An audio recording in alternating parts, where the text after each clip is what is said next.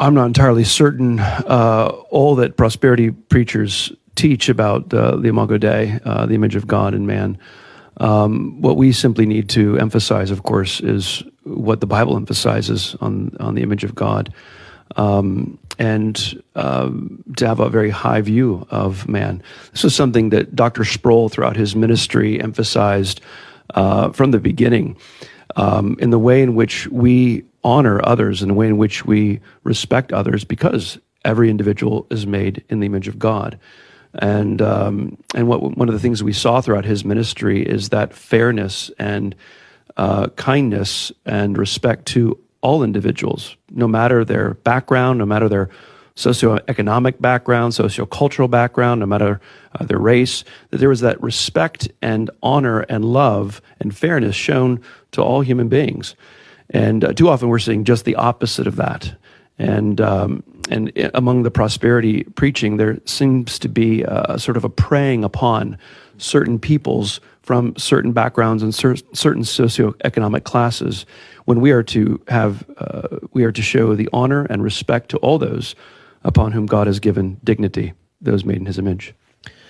You know, I think one of the things that helps here, if we think of human beings as having both dignity and depravity, and recognizing that it is a fallen world, and that's a huge problem for prosperity gospel. It doesn't see this as a falling, as Dietrich Bonhoeffer called it, a falling world that we live in, and there's a sort of naive view of the impact of the fall. There's a naive view in prosperity gospel of the role of suffering in lives and even being human and our frailty as part of the condition of being human, but also as the fall. So, you know, the biblical portrayal of who we are is complex as both beings of dignity and depravity. And if we relax that tension either way, we're going to end up with a problematic worldview, a problematic anthropology, and ultimately we will not have the right gospel. We will have a false gospel. And you see that in the prosperity gospel. It's a false gospel because it has a false understanding of anthropology, well, of everything, God, Christ, and man.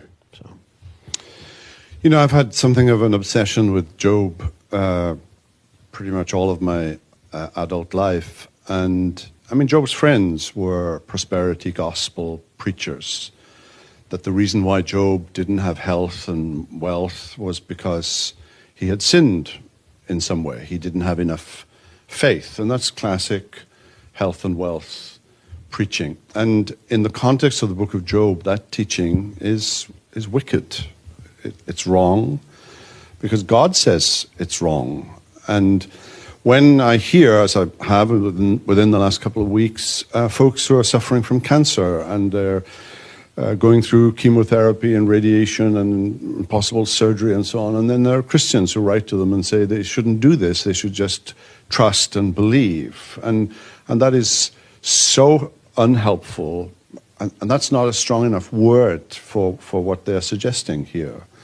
And So there is an aspect of health and wealth that wants to come across as helpful, but actually can often turn out to be something that is actually wicked.